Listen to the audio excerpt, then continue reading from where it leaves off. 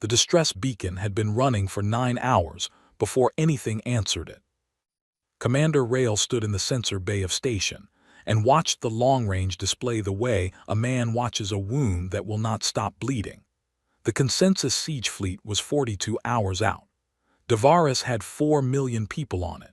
The station had 1 functional gun battery, 3 docked warships with hull damage, and enough ammunition for a fight that would last about 11 minutes. The beacon was their last real option. Rail had sent it out on the galactic relief frequency, the old protocol, the one every spacefaring species agreed to honor in principle and ignored in practice unless it was convenient. He had asked for any allied fleet within jump range. He had specifically hoped for the Sulhari collective. The Sulhari were good soldiers, calm, methodical. They planned 3 battles ahead and never wasted a ship.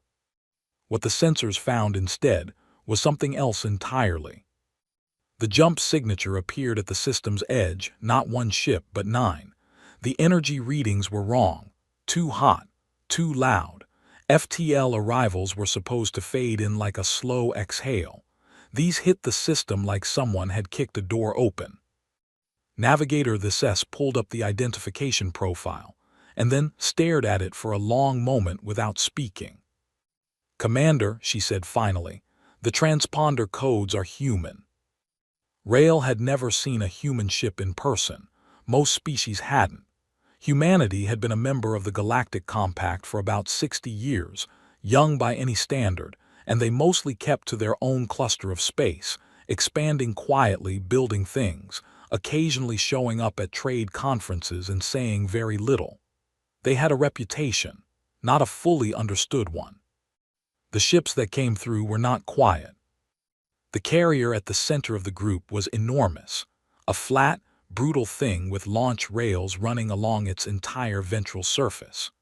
The escort vessels around it were moving in a loose formation that looked almost casual until you noticed every gun was already oriented outward. Someone had gone to combat posture before they even knew where the enemy was. A transmission came through on the open channel. The voice that carried it was even, unhurried, and very direct. "Station Kira 9, this is Captain Dara Wells, USCC carrier Iron Tide. We picked up your relief beacon. We're here, talk to me." Rail opened the channel. He began the standard briefing format, identifying the enemy force, the timeline, the defensive situation, the casualty projections. He was 4 sentences in when Wells interrupted him. "What's the consensus made of?" Rail paused. "They are a machine collective, network drones. Do they have a central command unit, something that coordinates the fleet?" "They operate as a distributed network, no single command node. Destroying individual ships reduces their capacity but the network." "Can they adapt mid-battle, or do they run on preset combat algorithms?" Rail looked at Navigator This looked back at him with an expression that said she had no idea where this line of questioning was going either. "They recalculate before each engagement," Rail said. "They assess probability of success and do not commit to engagements below a certain. So they do math first." Wells said it like she was confirming something she already suspected, "and they haven't met anything that broke the math. In 600 years of recorded conflict, no opposing force has ever caused a full consensus retreat." There was a short silence on the channel, not long, maybe 4 seconds. "Noted," Wells said. "We're going to need your full tactical layout, every sensor reading you have on the approaching fleet, and access to the system's debris fields, particularly anything dense enough to run dark in." "Captain, I want to be clear about our situation. We have 3 damaged warships in." "I know, I read your beacon report on the way in. I'm not asking about your ships. I'm asking about the terrain." A brief pause. "Commander, when does the consensus fleet reach weapons range of Devaris?" 41 hours and 50 minutes at current speed." "Then we have time to work. Send us the data." Rail authorized the transfer. As the files moved, he walked to the observation port and looked out at the human carrier group. They were already repositioning, not holding at the system's edge the way Allied fleets usually did after a long jump. They were moving inward slowly, methodically, running their sensors over everything. One of the human escort ships passed close enough to the station that Rail could see the hull markings. There were tally marks scratched into the armor plating near the forward gun battery. He counted them before the ship moved out of view. He stopped counting at 40. Ambassador Sova appeared at his shoulder. The Nirath diplomat had been assigned to handle first contact protocols if any new species arrived. He had a tablet full of forms, greetings in 17 languages, and a carefully prepared speech about mutual cooperation. "Should I begin the formal introduction sequence?" Sova asked. Rail watched the human ships spread out across the system's approach corridor like they were measuring it for something. "I don't think they need an introduction," he said.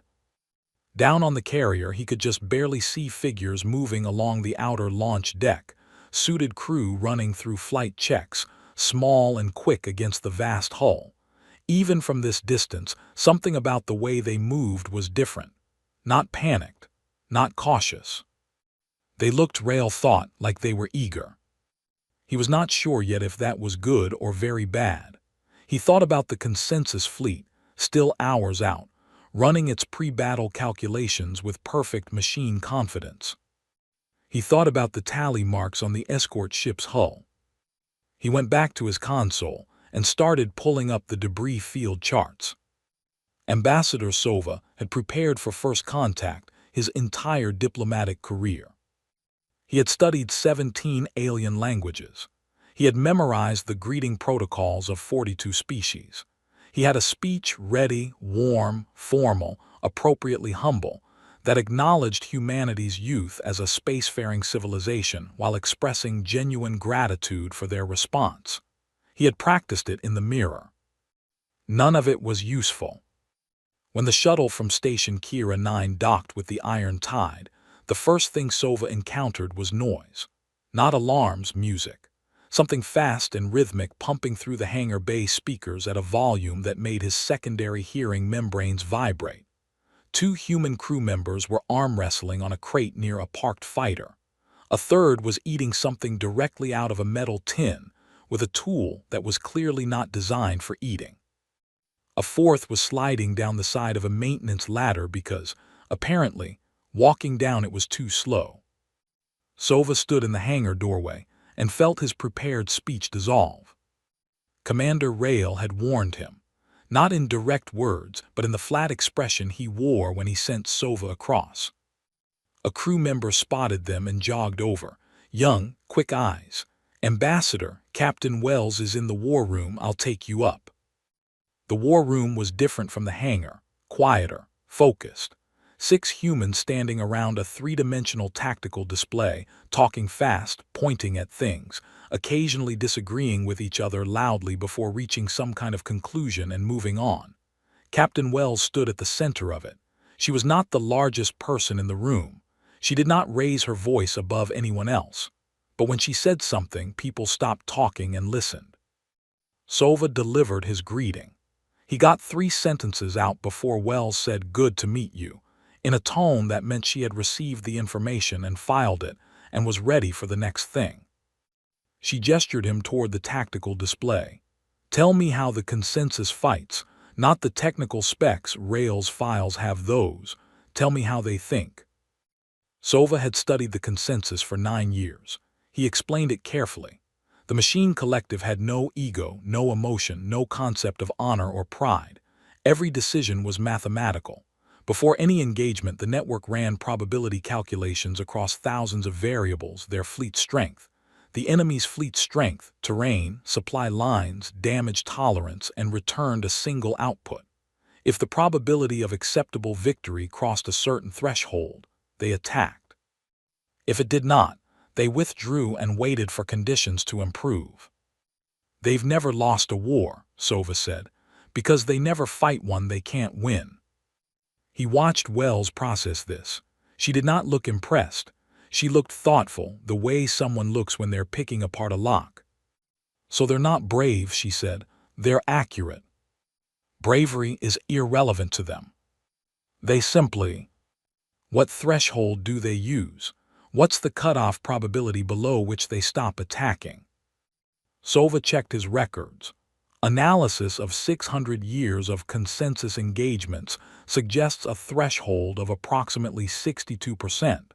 Below that, they have never initiated an offensive action. Wells turned to a crew member, Boone. The big human at the far end of the table looked up from a paper covered in handwritten notes. He had a calmness about him that seemed inconsistent with the handwriting, which was violently messy. "Sir." "You heard that?" "Yes, sir." "Thoughts?" Sergeant Boone looked at the tactical display for a moment.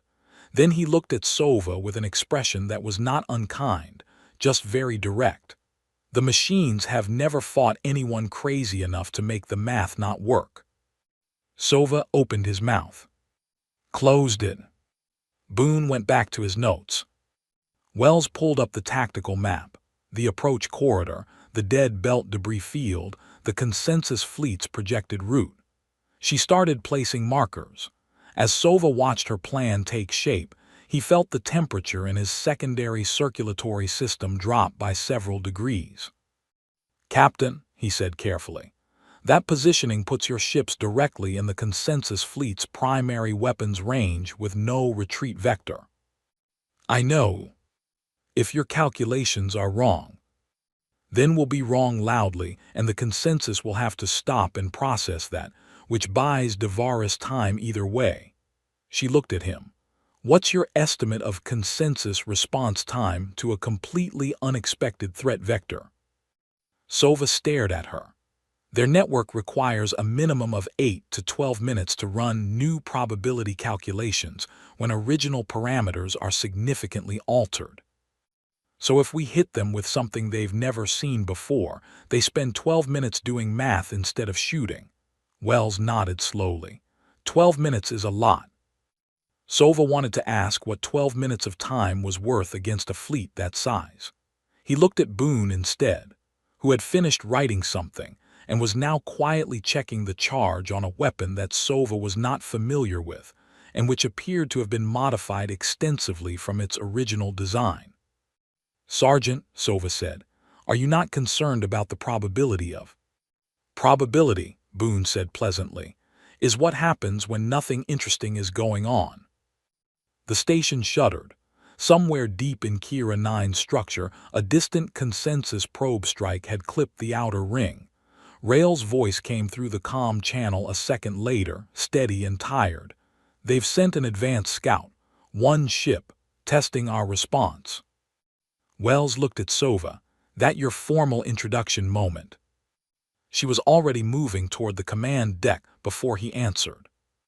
Sova stood in the war room alone for a moment, surrounded by half-finished tactical notes and the smell of whatever the crew member had been eating from the tin, and tried to remember the last time any of his diplomatic training had felt relevant. He could not. He followed the captain. There is a kind of silence that only happens in deep space, inside a ship running with every system that produces a signal turned completely off. No engine hum, no active sensors pinging the dark, no heat venting through the radiator fins. The crew breathes slow and quiet, and the ship floats in the debris field like a dead thing, cold metal among cold rock, invisible to anything that searches by emission rather than by eye. The alien crew members assigned as liaison officers aboard the Iron Tides, 3 escort ships were not prepared for this silence. On the Velthari frigate Pale Shore, which was parked deep inside the dead belt's densest debris cluster, running the same dark protocol, liaison officer Ven had stopped filing reports after the 3rd hour because her hands were shaking too much to type accurately. Not from fear of the consensus, from the humans.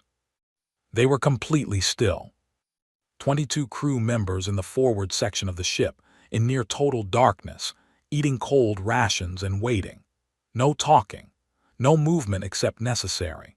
2 of them were asleep, actually asleep, She had checked while parked in a debris field 40 minutes from a machine fleet that could kill every living thing on this ship in under 30 seconds. A third one was reading something on a dim handheld screen. The light was so low she could barely see the page. Ven had been a soldier for 11 years. She had held difficult positions before, but there was a quality to the human waiting that she did not have a word for in her language. They were not suppressing anxiety. They were genuinely comfortable. It unsettled her more than the consensus ever had. The probe fleet came in at hour 6. 14 consensus scout ships, running active sensors, sweeping the debris field in a standard grid pattern. The machine network had dispatched them to verify the approach corridor before the main siege fleet committed to its final advance on Devaris. It was a precaution. The algorithm had calculated a 94.7% probability that no meaningful threat was present in this region. The calculation was based on the known capabilities of the forces at Station Kira 9. It did not include the humans, because the humans were not in any of the consensus's historical data banks. The probe fleet moved into the belt.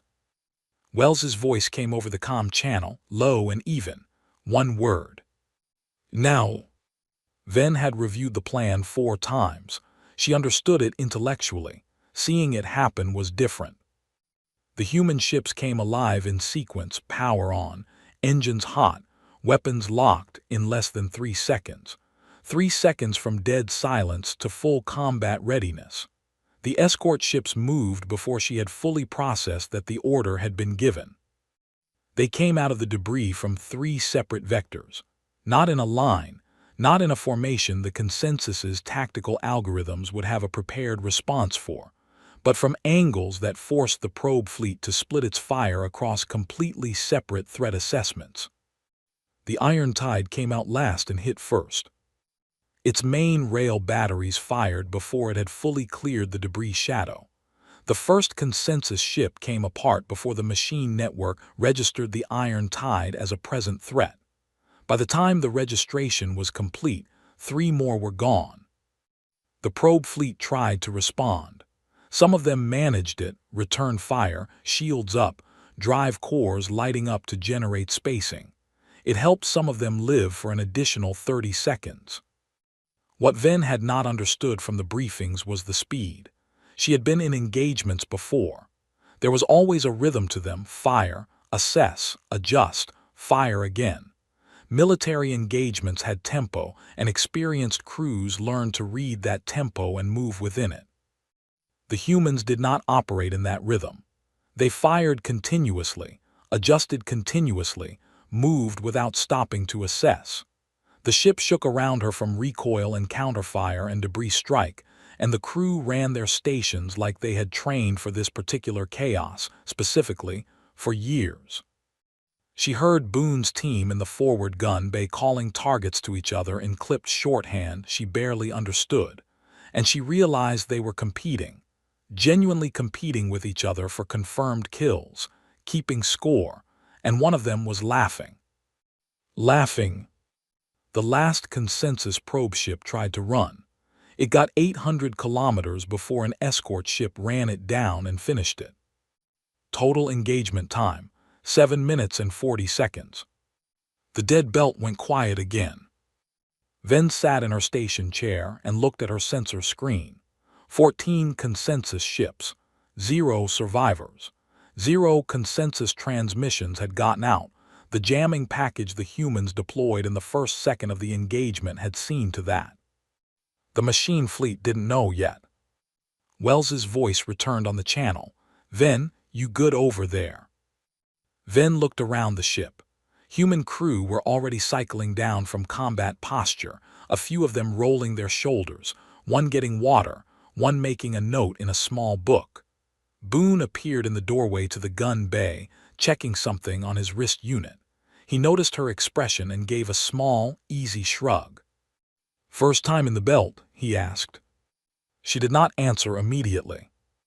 "Consensus has never lost a patrol fleet with 0 survivors," she said, "in 600 years." Boone considered this. "Well," he said, "they lost one now." He went back to his notes. The human crew around her returned to their quiet routines, easy and unbothered in the dark of the debris field, while somewhere out beyond the belt, a machine fleet sailed toward Devaris with no idea that its eyes had just gone out. The consensus stopped moving. Not a retreat, not a repositioning. The entire siege fleet simply decelerated to station-keeping speed and held position at the outer edge of the Devaris system. And for 6 hours it did nothing at all. Rael had been monitoring consensus fleet behavior for 3 years. He had studied 6 centuries of their recorded military history. He had never seen this. Nobody had. He called Wells on the secure channel. "They've halted." "I know," she said. "They're thinking." Machine collectives don't. They do when something breaks the model. There was a sound in the background, someone on the iron tide shouting something, then laughter, then quiet again. "We cracked their comms, by the way. My linguistics team and the ship AI finished the translation key about an hour ago. You should look at what they're sending each other." Rael transferred the data to his display and read it with Navigator the S leaning over his shoulder, translating the denser sections in a low voice. The consensus was arguing. Not in the way biological beings argued, not emotionally, not with egos involved. But the machine network was running competing probability models, and the outputs were contradicting each other, and different nodes of the network were weighting the variables differently. And the collective that had never needed more than 4 minutes to reach a tactical consensus was now, 6 hours later, still unresolved. The core problem, as far as Rael could decode it, was that the humans did not fit. Every variable the consensus plugged into its models, ship class, crew size, armament ratings, species combat history, produced probability outputs that the network could work with. But the probe fleet's destruction had generated behavioral data that did not match any of those inputs. The consensus ships had been destroyed too fast, from too many angles, with what the network's damage assessments described as operationally uncharacteristic aggression relative to force size. In short, things that small should not fight like that. Rael set down the transcript and stared at his console for a long moment. He opened the channel to Wells. "May I ask you something personal?" "Go ahead." "Why do your people fight this way? The risk acceptance, the comfort with bad odds." He paused. "We have species in this coalition who have been soldiers for 1,000 years, and none of them, not one, operates the way your crew does." The channel was quiet for a moment. Not the quiet of someone choosing not to answer. The quiet of someone deciding how to answer honestly. "You know what Earth's surface gravity is," Wells said. "Yes, it is high by galactic standards. We evolved on a planet where the gravity is high. The weather tries to kill you at least 3 months a year, and roughly a third of the animal life on land can either outrun you, outmuscle you, or poison you. We didn't have armor or claws or venom.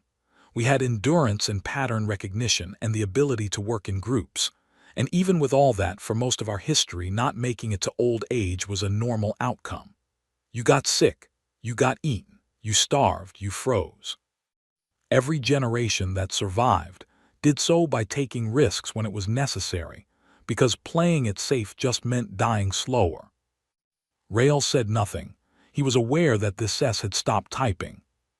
"We've been a spacefaring species for about 300 years, Wells continued. "Comfortable for maybe half that, but 300 years is nothing.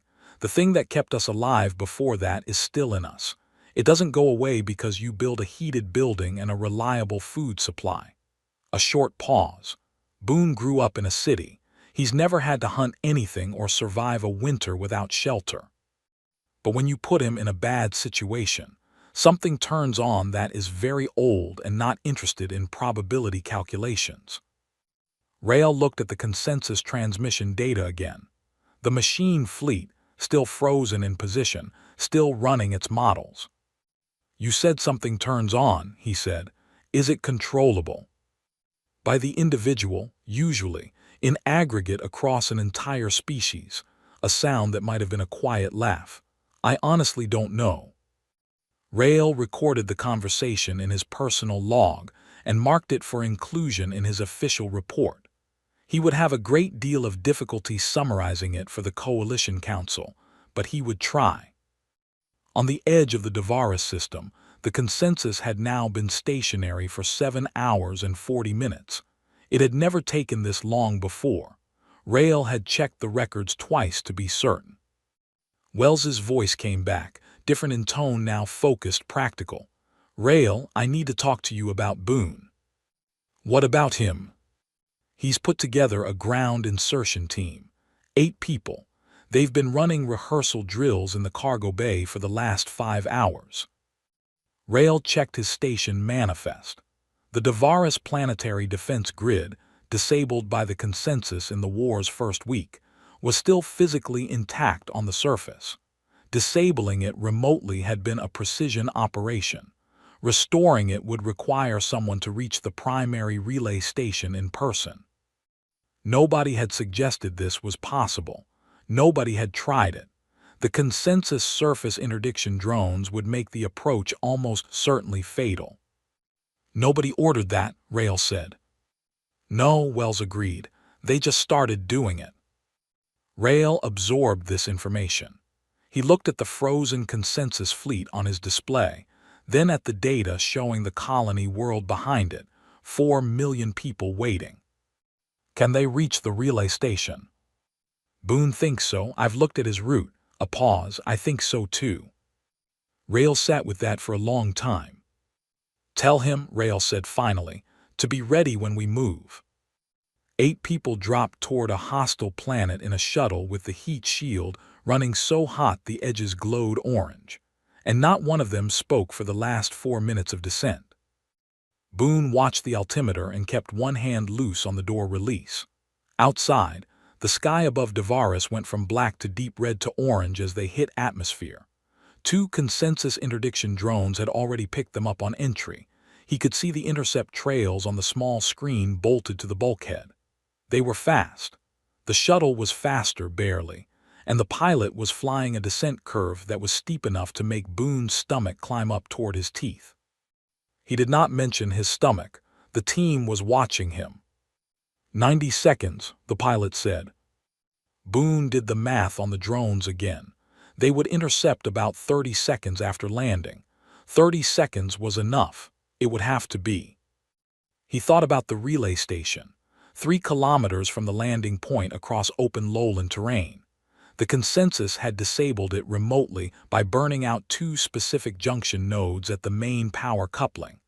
Venn had given him the technical specs from the Coalition's original construction records. 2 replacement nodes, both in his pack. Plug them in, run the restart sequence, done. Simple on paper. The planet between here and the relay station had 60,000 square kilometers of consensus surface drones patrolling it. 30 seconds. The shuttle hit the ground hard enough that 2 people grabbed overhead straps to stay in their seats. Boone was already at the door.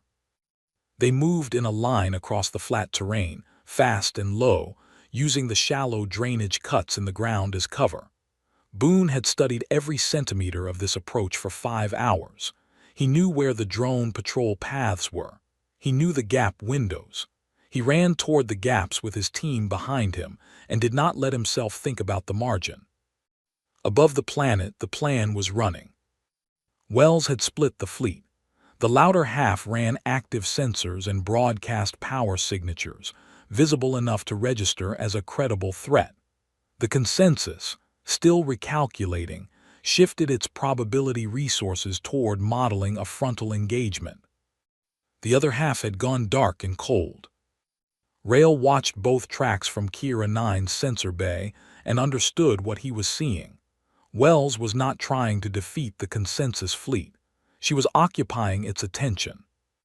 Venn's voice came through from one of the dark ships. Visible group is drawing their targeting solutions. Consensus fleet has moved to elevated readiness posture. And the dark group, Rail asked. 40 minutes from the flank. Rail pulled up the planetside feed. No word from Boone yet.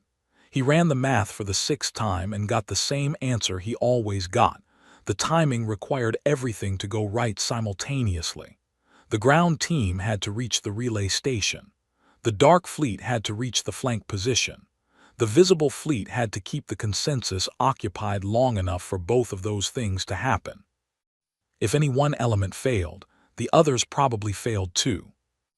On Devaris' surface, Boone reached the relay station with 1 minute to spare on the drone window. The building was intact. The consensus had no reason to destroy what it had simply switched off. He had the access panel open in 40 seconds. The junction nodes were exactly where Ven's schematic said they would be. He pulled the burned ones and slotted the replacements and ran the restart sequence from memory. The system took 11 seconds to boot. Above the planet, the consensus fleet had been watching the visible human ships for 30 minutes, and its probability model had finally reached a decision. The threat was credible, the odds remained favorable for the machine fleet, an attack was probable. Targeting solutions finalized. Fire control systems enabled. The planetary defense grid came online. It did not come online quietly. 400 surface-to-orbit gun emplacements scattered across Devaris activated simultaneously, and every one of them had been targeting locked on the consensus siege fleet since before the war started. The original defense plan, never cleared, still loaded. The first salvo hit the consensus fleet before any ship in that fleet had been issued a command to maneuver. At the same moment, the Dark Fleet dropped its emissions blackout at point-blank range on the siege line's exposed flank and opened fire. At the same moment, the visible fleet accelerated. The consensus probability engine received 3 simultaneous threat inputs from 3 directions it had not modeled and needed a minimum of 8 minutes to recalculate. It did not have 8 minutes. Rail watched the machine fleet's formation come apart on his display, not destroyed, not entirely, but broken. Individual ships maneuvering independently because the network consensus was fractured, and each node was running its own survival calculation. Broken formations were manageable formations. Wells's ships punched through them like they had rehearsed exactly this. The retreat order came through the decrypted consensus channel, 22 minutes after the grid came online. Rail read it twice. The first consensus retreat in 600 years of recorded history was 11 words in machine code that translated, stripped of all technical language, to "This is no longer a winnable engagement, withdraw." Ven's voice came through very quiet. "They're running." On the surface of Devaris, Boone sat on the relay station floor and watched a drone alert on his handheld screen. The interdiction drone arrived 34 seconds after he finished the restart sequence. It hovered outside for a long moment, searching, processing, confused by the sudden shift in strategic parameters. Then it turned and flew away. He put his empty ration wrapper in his pocket and started the walk back to the extraction point. 3 days after the siege broke, Ambassador Sova sat in a temporary office on station and tried to write a formal commendation for the human forces. He had been trying for most of the morning. The problem was not finding good things to say. The problem was that every time he started a sentence, he got to a point where accurate description stopped sounding like a commendation and started sounding like a warning. He had drafted 6 versions. The 7th began. The human expeditionary force demonstrated tactical creativity and a relationship with personal risk that this office cannot adequately. He deleted it. Rail found him there an hour later and sat across from him without being invited, which had stopped bothering Sova after the 2nd day of working with humans, because that was just how they entered rooms. "How is the report going?" Rail asked. "I've written 7 introductions." "Send them all, let the council pick." Sova looked at him. Rail looked older than he had a week ago. Not worse, just changed, the way things change when something large moves through them. He had filed his own official report to the Coalition Council the previous evening. Sova had been given a copy. It was the most direct military document he had ever read. The final line read, "Do not send distress signals lightly. You may not get who you expected. You may get something better." Rail pulled up his datapad. "The ceremony is in 2 hours. Ven tells me the human crew is actually planning to attend in clean uniforms. That is encouraging. She also says Boone has prepared some remarks." Sova set down his stylus. "Why?" "Nobody asked him to, he just did." Sova thought about this. "Should we be concerned?" "I've stopped asking that question." The ceremony was held in Kira 9's main bay, the largest intact space on the station. The coalition had strung its formal banners. The lighting was ceremonial, soft, and even. Rail stood at the front with the senior coalition officers. The human crew came in on time mostly, in clean uniforms, standing straight, which Ven had clearly achieved by asking them firmly several times. Wells stood at the front of her group with Boone one step behind her. Sova delivered the formal address. It was shorter than planned. He had cut 4 sections after spending 3 days with these people, and it said what needed to be said. The coalition owed them a debt. The consensus had broken.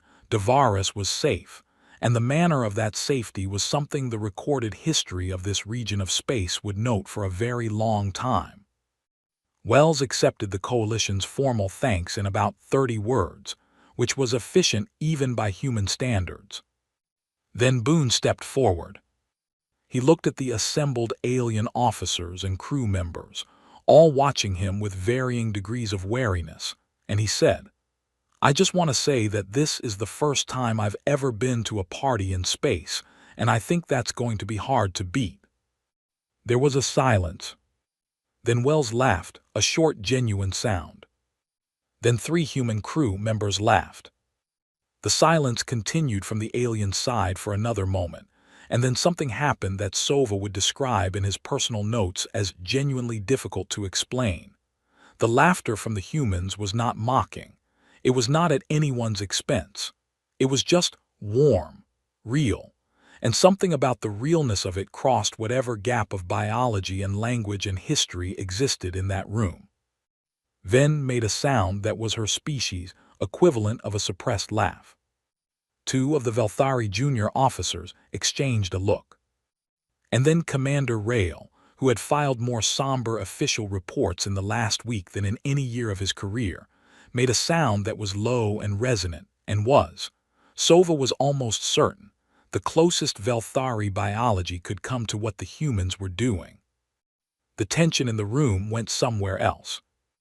Wells stayed 2 more hours, long enough to complete the formal mutual documentation, shake hands with Rail in the human way, which he had practiced, Sova noticed, and brief the coalition on the human fleet's next tasking. They were being reassigned. Other sectors had need. Rail walked with her to the docking bay. "The consensus will come back," he said. It was not a question. "Yes," Wells said, "probably not soon. They'll rebuild their probability models first, try to account for us." She glanced at him. "They won't fully manage it." "Why not?" "Because the variable they can't model isn't our ships or our weapons. It's the fact that we actually don't mind bad odds." She said it without pride, just as a fact. That's hard to put a number on. Rail stood at the bay window and watched the iron tide detach from the station. The carrier group moved outward with the same casual, unstoppable energy it had arrived with, loud FTL spooling up, ships repositioning into formation, no particular effort at quiet. They hit jump at the edge of the system and were gone. The sensor bay still showed a faint residual signature, a broad smear of excited particles that would take 3 days to fully dissipate. Rail went back to his console and opened his report file. He found the final line he had written, read it once more, and decided it was sufficient. Behind him, Navigator this S was updating the station's species contact database. He heard her pause. "Commander, under the human profile, primary tactical notes. What should I write?" Rail looked at the empty space, where the iron tide had been. Right, do not assume they won't. This S typed it, the database saved. On Devaris below, 4 million people who did not know what had happened above them went about their lives in the pale morning light of a system that was, against all probability, still theirs.